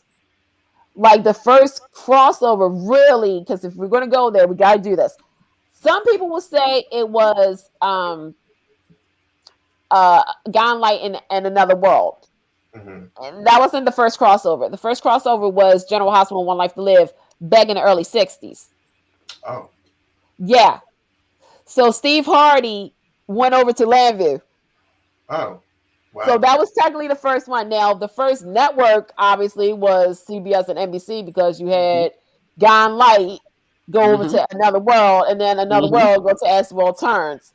So, you know, and they kept doing that for years. Even, like, I mean, obviously, when Another World was canceled, you had cast going over to As the World Turns and all that stuff. And then you had, you know, CBS was, I mean, need I say this name? And we're going to just say it. Sheila Carter. One of the best crossovers was Sheila, Lauren, and them. Then you had Michael Baldwin over in As the World Turns, and it was like, wait a minute, do y'all not know that was Kirk McCall? Like, what's going on here? Like, what's happening? But didn't yeah. Eileen Davidson go to Bold playing Ashley? Oh yes, she did. And who she hooked up with was everything. I loved. She hooked up with Rick. Really? Wait, which Rick? So, if I'm a trick, then this is the treat. Wait, who was playing Rick at the time? Kyle Wilder. Really? Yes. Really? Yes. So Brady and Kristen were just meant to be. Yes. It was everything. I mean, seriously, like, Bold and Beautiful back then, like, they literally had everybody on that show. They had, I mean, Joseph Mescal, who played Stefano from Days. That was one of the biggest casting shockers ever. Yeah. Because they was like, Days lost their icon to come over to Bold. I remember when that happened. I was like, he's never coming back. He's gonna stay on Bold forever. I mean, you think about it, like, at that time period for Bold and Beautiful, they had like everybody. They had the Dallas reunion. They had Patrick Duffy. They had Linda Grant on there. You had Sarah Brown, Betty White. Yeah, you had Betty White. You had two. You actually had, wait a minute, make sure I'm doing this right. You had two Saved by the Bell people, Mario Lopez and Mark. You had Drake Hogan's son's first acting experience was on was on Bold and Beautiful, Ben. You had what's the voice from another from American Idol? Constantine was on there. You had, oh gosh, I'm going through though. Like, I'm playing the theme song while I'm thinking of others. I mean, you had Jack Wagner, Cindy Penny. You had the Santa Barbara reunion. Cindy Penny was on there. Jack Wagner was on there. Let's see. I mean, you literally had everybody on board. Bold and Beautiful was that soap that you had to be a part of. And, you know, that was when, you know, we talk about General Hospital's cast. Bold was kind of a little bloated at that time, but it was a good bloated, you know. But yeah, those were some good times though. That was a good Lorenzo Lamas was also there too. Yeah. You had like Antonio Sabato Jr. was on there. Let me see, like I said, Sarah Brown was on there. Yeah. Let's see. You had Robin Ricker was on there. I mean, guest stars. I mean, you had Alan Thicke on there. Who else you had? I mean, you like that show was, What I always say, William J. Bell was the Aaron Spelling of daytime. Yeah. You know, I always wondered what it would have been like if they collaborated together. Aaron Spelling and William J. Bell. Yeah. The soap universe. They should have. They should have for Sunset Beach. Well, William J. Bell. Well, no. I mean, the thing is that William J. Bell. I don't think. I mean, look, the Bell family owns some stock in Days of Our Lives, so and vice versa. Corday has 1% of Young and the Restless. So, I mean, I don't know if William J. Bell at that time period would have invested in another soap per se, because he, obviously health wise, and we didn't know it. He was kind of, winding down. But I don't know, like it's crazy because with Sunset Beach, I always say, even though we plagued those three writers, Pratt, Gooser, and Griffin, they gave us one good show. That was nothing. You couldn't top that. Well, Aaron brought this up when we watched Santa Barbara. Charles Pratt was involved with Santa Barbara. Yes, he was. And I think it's just a matter of they get burnt out after a while, and they just. Yeah. Well, that's why I said, like, everybody that's in the industry now, you go back to Santa Barbara. I mean, you had Steve Kent, who's now in charge of Sony. Mm-hmm. Josh Griffin, Michelle Van Jane, Tom Racina, who I probably know. I don't know him. Sally. Jill Farron Phelps, wasn't she? Jill Farron Phelps. Oh, yeah. Woo, child. Now you guys did this for Queer Movie Night with Soap Dish. Soap Dish, yeah. Oh, yeah. And like I said, Santa Barbara was Soap Dish because of Jill and Bridget Dobson. That's another story for another day. But that whole thing. But no, you had Michelle, you had Meg Bennett, you had Pratt, you had Goose. You literally had everybody that you currently see now. And that tells you how long some of these people been in the industry. Because 93 was the last episode of Santa Barbara. They was on in the early 80s. Mm-hmm. So, you kind of think about the fact that Steve Kent wasn't the Steve Kent we now know now. I am so trying now. I keep forgetting for a minute. I'm like, oh yeah, we are not on like a private conversation. People are saying this, but people know how I feel about it. But no, you just think about like again how, and that tells you something about how long we've been watching soaps, right? Like we can remember certain things. Like you guys are rewatching Santa Barbara. I remember when the promos came out for Santa Barbara. I remember my biology teacher at 11 o'clock when it was time for lunch. We would all sit in class because some of us didn't want to go to the cafeteria. Some of us was playing Uno, and she turned it on. I was like, I get to see the first episode. Yes! Like, I remember like the Reva Clone storyline. I mean, I remember how big that was. And I said that on the show. I remember how big of a deal that was to... Oh, so we're watching Sunset Beach. We just did one a few weeks ago. Right. And saw that. Paula was kidnapped, and there's a convict that she arrested that like is drugging her, and it's Michael, the doctor that cloned Reva. Yeah, I was like, oh my god, this is like a year before the clone storyline. Aaron's like, I didn't recognize her. It's funny. It's funny when you watch certain, like you watch soap operas and everything, and you see all these familiar faces that you've seen on the other shows that's playing sort of kind of the same role, and it's like. Or if they're like a big villain, like again, with Joseph, we all know him as Stefano DiMera, right? But for him to play, spoiler alert, somebody's daddy and going through all that, and the fact that he slept with somebody that I'm not going to spoil either. But for those who watch Bold and Beautiful, you know who I'm talking about. That was like a big shock, like, but that's Stefano DiMera. What the heck? But then it made sense because, again, different shows and everything, and then you kind of see their other side of acting, and that's the beauty of it. Is that I love seeing soap actors pop up on other shows. Yeah, like I was watching some old CBS shows, and I'm like, Hunt Block was on everything. Hunt Block was the man. Okay, literally, he was the man. It was like, hi Hunt, there you go. What's up? What's up, man? Like, people forget, like, Cynthia Watros, my heart beats for her. But I do remember when she was on Another World for a split second. Oh, I didn't know that. Yeah. It was really short, sweet. really, really short.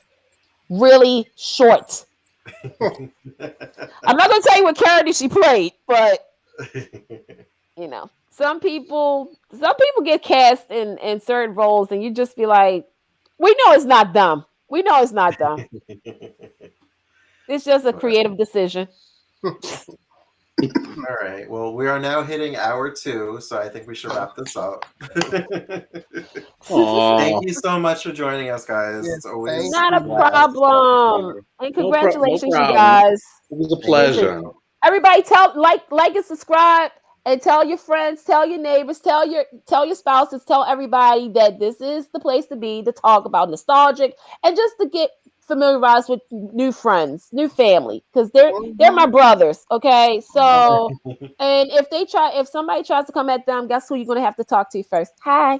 Like Candace, they did fucking with us. I'm on my way. All right, thanks, guys. And as always, you can find us at Queers and Soaps on all social media. Until next time, have a great night, guys. Congratulations, you guys. Thank you. Hey.